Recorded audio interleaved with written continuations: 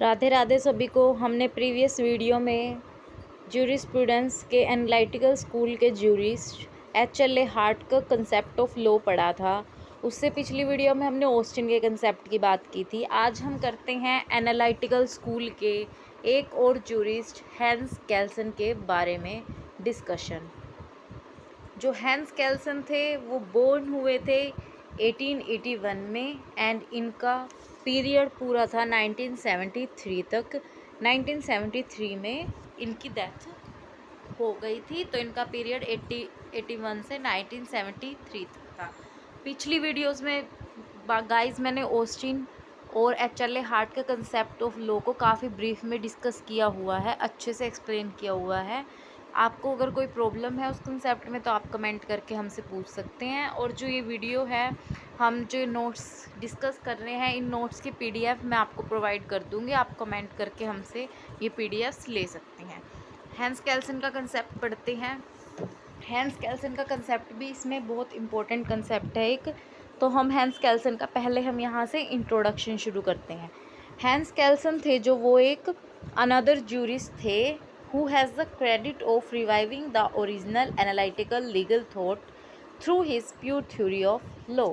जो hence Kelsen थे वो एक अलग अनदर ज्यूरिस्ट थे जो हमारी थ्योरी थी, प्योर थ्योरी ऑफ लॉ इन्होंने दी थी। ये एनालिटिकल स्कूल के एक ज्यूरिस्ट हैं, इन्होंने अपनी एक प्योर थ्योरी ऑफ लॉ दी थी। He was born at Prague in Austria in 1881। इनका बोर्न हुआ था 1881 में प्रेग्यू इन ऑस्ट्रिया के अंदर, ये प्लेस था एक, Prague in Austria. He was a professor of law at the Vienna university. ये जो प्रोफेसर थे लॉ के वाइनी यूनिवर्सिटी के अंदर। He was also the judge of Supreme Constitutional Court of Austria for 10 years during 1920 to 30। ये थे जज रहे थे ये कॉन्स्टिट्यूशनल कोर्ट ऑफ ऑस्ट्रिया के 10 ईयर्स के लिए 1920 से 30 तक। He was a emeritus professor of political science in the California university. ये जो प्रोफेसर थे कैलिफोर्निया यूनिवर्सिटी में पॉलिटिकल साइंस के, when he expounded his pure theory of law। जब इन्होंने अपनी प्योर थ्योरी ऑफ लॉ दी थी उस टाइम में प्रोफेसर थे पॉलिटिकल साइंस के कैलिफोर्निया यूनिवर्सिटी में। जो कैल्सन थे उन्होंने भी, जैसे ऑस्टिन ने अपनी दी थी theory law is a command of sovereign, HLA. ने लॉ और सोसाइटी के रिलेशनशिप के बारे में डिस्कस करा था, वैसे ही कैल्सन ने अपनी प्योर थ्योरी ऑफ लॉ दी थी। जो कैल्सन थे उनके अकॉर्डिंग जो हमारा ज्यूरिस्प्रूडेंस है वो एक प्योर थ्योरी ऑफ लॉ है। इसको हम प्योर साइंस ऑफ लॉ भी बोला है इन्होंने काफ़ी जगह।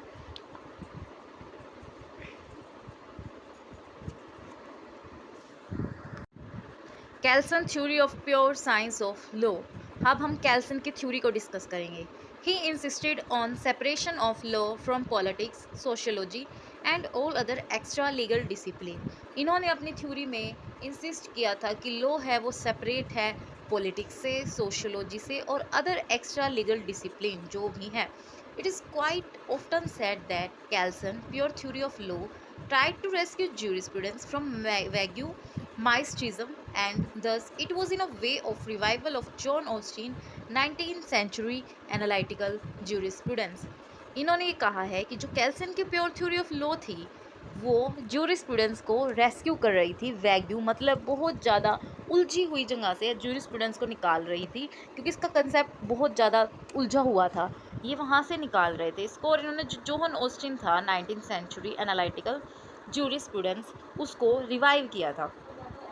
जो Austin Kelsen divested moral ideas over ethical elements from law and wish to create a pure science of law devoid of all moral and sociological consideration.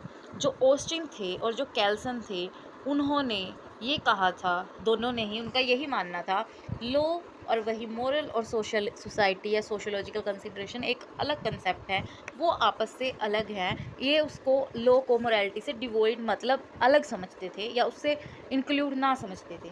जो Kelsen rejected Austin definition of law as a command because it introduced subjective consideration, whereas he wanted legal theory to be objective। जो Kelsen ने reject किया था Austin की theory के, जो Austin की theory में एक ही बात थी, law is the command of sovereign. तो इसने कैल्सन ने ये कहा था कि जो इन्होंने ऑस्टिन का जो कंसेप्ट था law is a command of sovereign, उसको रिजेक्ट करके ये कहा था कि जो हमारा लीगल कंसेप्ट है वो ऑब्जेक्टिव होना चाहिए। He also discarded the notion of justice as an essential element of law because many law, though not just, may still continue as a law. इन्होंने ये डिस्कार्ड कर दिया था कि नोशन ऑफ जस्टिस हम क्या फॉलो करते थे कि जो पहले किसी ने कोई ऑर्डर पास कर दिया किसी केस से रिलेटेड भी वही फॉलो होता रहेगा, पर इन्होंने कहा था कि वो ही फॉलो नहीं किया जा सकता है लॉ एज उसको लॉ मान के नहीं चल सकते हम, बिकॉज मैनी लॉ तो नॉट जस्ट में still continue as a law, क्योंकि because according to changing condition वो सेम रिक्वायरमेंट हम सेम लॉ हर चीज़ में अप्लाई नहीं कर सकते। Kelsen define science as a systematic system of knowledge और a totality of cognition systematically arranged according to logical principle. Kelsen कहते हैं कि जो साइंस है ना वो एक सिस्टम ऑफ नॉलेज है और totality of cognition systematically arrange according to legal principle. ये इनका मानना है कि जो साइंस होती है ना वो एक प्रॉपरली लीगल प्रिंसिपल्स पे बनी होती है, उनका एक सिस्टमैटिक प्रोसीजर होता है। इसलिए इन्होंने अपनी थ्योरी में लॉ को एज अ कंपेयर्ड साइंस से किया है कि जूरिस्प्रूडेंस है हमारा वो साइंस ऑफ लॉ है, क्योंकि साइंस एक सिस्टमैटिक कंसेप्ट है जिस लॉजिकल प्रिंसिपल्स पे बेस्ड है। वो मानी हुई चीज़ें या पहले से फॉलो होती आ रही है कस्टम्स किसी चीज़ पे बेस्ड नहीं है, साइंस एक लॉजिकल प्रिंसिपल पे बेस्ड होती है। Kelsen Grundnorm is analogous to Austin concept of sovereign, without which law cannot be obligatory and binding। वही कैल्सन का जो थ्योरी है वो बेस्ड है ग्रंडनॉर्म पे। ग्रंडनॉर्म मैंने पहले हर वीडियो में डिस्कस किया हुआ है, आज फिर आपको डिस्कस करके बता देती हूँ। ग्रंडनॉर्म वो होता है जो सबसे ऊपर हाई लेवल पे होता है, जहाँ से जितनी भी जो छोटी की चीज़ें होती हैं सबॉर्डिनेट्स सब अपनी पावर डिराइव करते हैं। जैसे फॉर एग्जांपल हम एक एग्जांपल लेके चलते हैं, ये सबसे ईजी है समझने में। जैसे कि हमारा कॉन्स्टिट्यूशन है, जो कॉन्स्टिट्यूशन है वो हमारा एक पूरा संविधान है जिसमें हमारे आर्टिकल्स होते हैं, जो जितने भी हमारे अनदर बेयर एक्ट्स हैं, आईपीसी मतलब बीएनएस, बीएसए, कॉन्ट्रैक्ट, जितने भी हमारे सारे बेयर एक्ट्स वगैरह होते हैं, जितने भी हमारे और लॉ हैं, सब ने अपनी पावर कॉन्स्टिट्यूशन से डिराइव करी है। वो कॉन्स्टिट्यूशन से बाहर नहीं जा सकते, जो कॉन्स्टिट्यूशन में बोला गया उसको उसके अंदर ही रह के काम करना है। और ये सारे लोग अपनी पावर कहाँ से करते हैं डिराइव? कॉन्स्टिट्यूशन हमारा ग्रंडनॉर्म है। ग्रंडनॉर्म इज हेड, ग्रंडनॉर्म जहाँ से हम सारे लोग पावर डिराइव करेंगे। Law is a command of sovereign, जो ऑस्टिन ने कंसेप्ट बोला था वो हमारा law is a command of sovereign है। Kelsen theory of pure science of law is also known as theory of interpretation. Kelsen की theory of pure science of law को हम थ्योरी ऑफ इंटरप्रिटेशन भी बोल सकते हैं। Science is a rational must stand in two fold relation to its object. It determines the conceptions of the object and establish its reality। ये कह रहा है कि साइंस एक रैशनल कंसेप्ट है। हमारे जो कैल्सन है वो कहते हैं कि साइंस एक रैशनल कंसेप्ट है और ये टू फोल्ड रिलेशन होता है इसका अपने ऑब्जेक्ट के साथ। पहला क्या होता है? It determine the conception of the object, एक कंसेप्ट डिफाइन करता है ऑब्जेक्ट का, एंड एस्टेब्लिश इट रियलिटी, और उसकी एस्टेब्लिश करता है उसकी रियलिटी को। Law as a normative science, जो कैल्सन ने डिस्क्राइब किया था कि जो लॉ एक नॉर्मेटिव साइंस है as a distinguish from natural science, जो नेचुरल साइंस से डिफरेंट है, क्योंकि जो नेचुरल साइंस है वो बेस होती है कोज एंड इफेक्ट पे, जैसे कि हमारा लॉ ऑफ ग्रेविटी है। लॉ ऑफ ग्रेविटी क्या होता है? कोज क्या है, इफेक्ट क्या है? Law of gravitation. ये थोड़ी साइंस लैंग्वेज है, आप इसको इतना डिटेल में डीप जाने की ज़रूरत नहीं है, आप जस्ट इसको एज अ लाइन पढ़ सकते हैं। The science of law is a knowledge of what law to be. वही की जो साइंस ऑफ लॉ है वो नॉलेज होती है what law ought to be, मतलब लॉ क्या है या क्या हो सकता है। ought टू बी का मतलब होता है लॉ क्या हो सकता है। Like Austin, Kelsen also considers sensation as essential element of law, but he preferred to call it norm. According to Kelsen, law is a primary norm which stipulates sensations. It is called positive law because it is concerned only with the actual, not with the ideal law. इसमें ये कह रहा है कि like Austin की तरह ही, Austin क्या कहता था? हमारी एक सोवरन है, 4 स्टेप हैं, सोवरन कमांड देगी, सेकेंड स्टेप थर्ड सेंसेशन, अगर हम उस कमांड को फॉलो नहीं करेंगे तो वो हमारी सेंसेशन मीन्स पनिशमेंट। तो इसने भी, कैल्सन ने भी यही बात करी है कि लाइक ऑस्टिन, कैल्सन ने और ऑल्सो कंसीडर सेंसेशंस को उन्होंने एसेंशियल एलिमेंट माना गया है लॉज का। जब तक सेंसेशन नहीं होंगी तब तक हम कोई भी लॉ फॉलो नहीं करेंगे। हमारे ऊपर लॉ बाइंडिंग तब होएगा जब हमें लगेगा कि हम अगर ये काम नहीं करेंगे तो हमें उससे पनिशमेंट मिलेगी या कुछ हमें लॉस फेस करना पड़ेगा। अगर हमें कोई प्रॉब्लम है ही नहीं है, हम लॉ फॉलो करें या ना करें, तो हम लॉ को फॉलो क्यों करेंगे? कोई भी नहीं करना चाहेगा। मैंडेटरी करना पड़ेगा, कोई प्रोविजंस बनाने पड़ेंगे, कोई पनिशमेंट होगी, कोई सेंशंस होगी, तभी हम फॉलो करेंगे। तो इसने भी, ये कैल्सन ने भी ऑस्टिन की तरह सेंशंस की बात की है और इन्होंने सेंशंस को यहाँ पर नॉर्म्स बोला गया है। जो इसके थ्योरी में सेंशंस को नॉर्म्स बोला गया। अब आगे बता रहे हैं नॉर्म्स डेफिनेशन। नॉर्म्स क्या होते हैं? According to Kelsen, norms means sensations is a rule forbidding a certain behavior. For him, legal order is a hierarchy of norm having sanctions. He distinguished moral norms with legal norm.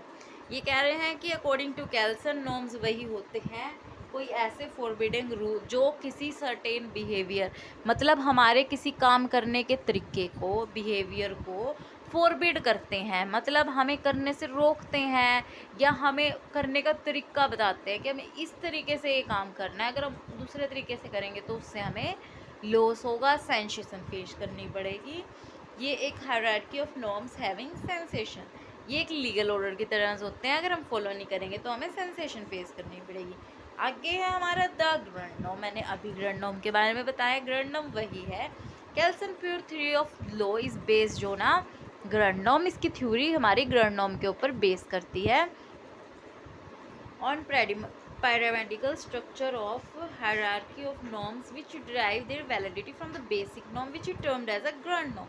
वही जितने भी हमारे laws हैं वो सब derive करेंगे there validity. Validity मतलब लागूता, लागू कैसे करेंगे उनको, अपने लॉज को लागू करने के लिए वैलिडिटी, परमिशन लाइक लेनी पड़ेगी कहाँ से? हमारे ग्रैंड नॉर्म से। यही बात है, ग्रैंड नॉर्म का हमारा एक पिरामिड स्ट्रक्चर होता है बेटा, ऐसे देखो ये हमारा पिरामिड स्ट्रक्चर हो गया है, पिरामिड की तरह होता है। हम जब पिरामिड ऑफ नॉर्म पढ़ेंगे, अब यहाँ डिस्कशन करते हैं। जो Kelsen consider legal science as a pyramid of norms with grand norm, सबसे ऊपर होएगा हमारा grand norm and then the subordinate norm are controlled by norms superior to them in hierarchy order। यहाँ होंगे हमारे subordinate norms and then hierarchical norms या इससे कोई नीचे के, एंड देन लास्ट में हमारी प्रोसेस क्या होती है? इस प्रोसेस को बोलते हैं हम कंक्रीटाइजेशन। ये हमारा कंसेप्ट है। सबसे पहले ग्रैंड नॉर्म, उसके बाद हमारे यहाँ पे आएंगे subordinate norms and then hierarchy चलती रहती है इनकी, फिर कॉन्क्रीटाइजेशन। वही हमें पिरामिड ऑफ नॉर्म में बोला गया है कि Kelsen consider legal science as a pyramid of norm with सब grand norm at the apex. Apex means सबसे ऊपर ग्रैंड नॉर्म, जो subordinate norms are controlled by norms superior to them in hierarchy order. फिर हम hierarchy follow करेंगे, जो उससे ऊपर अथॉरिटी है, फिर उसके नीचे, फिर उसके नीचे, फिर उसके नीचे, ऊपर से ऊपर से ऊपर से ऑर्डर आते रहेंगे, नीचे उसको फॉलो करना है, वो हमारा पिरामिड ऑफ नॉर्म होएगा। जब ये हमारी प्रोसेस कंप्लीट हो जाती है लैंड में, जब हम इसके रिजल्ट पे पहुंच जाते हैं, उस प्रोसेस को हम कंक्रीटाइजेशन कहते हैं। जैसे कि फॉर एग्जांपल ये बात कर रहा है law is valid, law valid है क्योंकि उन्होंने derive it's legal authority from legislative body. अब लेजिस्लेटिव बॉडी होती है हमारी law making body. Law valid क्यों है? क्योंकि वो लेजिस्लेचर ने पास करे हैं, तो उन्होंने अपनी जो पास कैसे कर सकती है? कोई भी लेजिस्लेटिव बॉडी है, लॉ मेकिंग बॉडी है, वो अपने लॉ कैसे पास करती है? वो अंडर कॉन्स्टिट्यूशन, जो कॉन्स्टिट्यूशन के अंदर है सिर्फ उनको पास करती है, जो हमें कॉन्स्टिट्यूशन से परमिशन मिल रही है करने की भी, ये चीज़ हमारी वैलिड है। एंड देन बात करते हैं हम features of pure theory of science of law. It reducing chaos and confusion created by the supporter of natural law philosophy। सबसे बड़ा फीचर क्या है कैल्सन की प्योर थ्योरी ऑफ लॉ का, या हम कैल्सन की थ्योरी कह सकते हैं, pure theory of science of law कह सकते हैं। इसका फीचर ये है कि इसने कन्फ्यूज़न जो बन गया था ना हमारा नेचुरल लॉ वगैरह पढ़ के, उसके जो सपोर्टर ने क्रिएट कर दिया था उसको ख़त्म कर देता है। It deal with the knowledge of law, what a law is, and it is not concerned with the what law ought to be. इसका मेन ये डील करता है लॉ क्या है, ना कि लॉ क्या हो सकता है. This theory consider law as a normative science and not a natural science. इन्होंने कहा था, हमने नेचुरल साइंस का पढ़ा, तभी नेचुरल साइंस क्या होती है, cause effect and a law of gravitation, like a law of gravitation. इसने कहा है कि ये थ्योरी हमेशा नॉर्मेटिव साइंस की बात करती है, ना कि नेचुरल साइंस की. Normative science means sensation science, sensations मिले वो नॉर्म्स को फॉलो करती है ये. This theory of norms not such as concerned with the effectiveness of the legal norm. जो इसकी थ्योरी है बहुत ज़्यादा कंसर्न नहीं है वो effectiveness of legal norm. Legal मतलब लीगल जो हमारे पास किए गए हैं, मतलब इम्पोर्टेंट लॉ है. It is formal theory confined to a particular system of positive law as actually in operation. जो ये theory particular system of positive law है एज एक्चुअल इन ऑपरेशन, ये एक फॉर्मल थ्योरी है जो कन्फाइन है just particular system of positive law से. जो इसकी इम्प्लीकेशन है, इसकी इम्प्लीकेशन में यही बात कर रहा है कि जो कैल्सन कहता है कि जो लो और स्ट्रेट है वो डिफरेंट नहीं है, but in fact they are same, वो सेम है, कोई भी डिफरेंस नहीं है प्राइवेट और पब्लिक लॉ में. कैल्सन कहता है कि देर जो लीगल डिफरेंस है between legal and natural and juristic personality, कोई डिफरेंस नहीं है. For him all legal personalities artificial and derive its validity from ground. वही बात है, इसके कहने का मतलब है कोई डिफरेंस नहीं है, ना कोई लॉ और स्टेट में डिफरेंस है, ना पब्लिक और प्राइवेट लॉ में, ना कोई नेचुरलिटी और जुडिस्टिक पर, ये सब कुछ आर्टिफिशियल है. ये सारी चीज़ें अपनी पावर ग्राउंड नॉर्म से ही लेके आती हैं, इनका हेड एक ही है, तो इनको अलग कहना बिल्कुल भी सही नहीं है. ये डिफरेंट नहीं है, ये सेम ही है. अब आगे हम इसके क्रिटिसिज्म देखते हैं क्या है. Ground norm is wagyu and confusing. ये कह रहे हैं कि जो ग्राउंड नॉर्म का कंसेप्ट है ना बहुत ज़्यादा वैग्यू और कन्फ्यूजिंग है, जो समझना मुश्किल है, क्योंकि एक बहुत बड़ा वाइड कंसेप्ट है. इनके सबसे पहले लिमिटेशन ये थी, क्रिटिसाइज़ किया था जूरिस्टों ने इस बेसिस पे कि ये बहुत ज़्यादा वैग्यू और कन्फ्यूजिंग है. तो purity of norms can not be maintain. ये कह रहे हैं कि जो प्योरिटी है नॉर्म्स की वो मेंटेन नहीं करी जाती. This theory has lack practical significance. ये कह रहे हैं कि इस थ्योरी का कोई प्रैक्टिकल सिग्निफिकेंस है ही नहीं है, प्रैक्टिकल इंपॉर्टेंस ही नहीं है इस थ्योरी की कोई. Kelsen ignored custom. वही बात है, कैल्सन ने इग्नोर कस्टम्स को इग्नोर कर दिया है.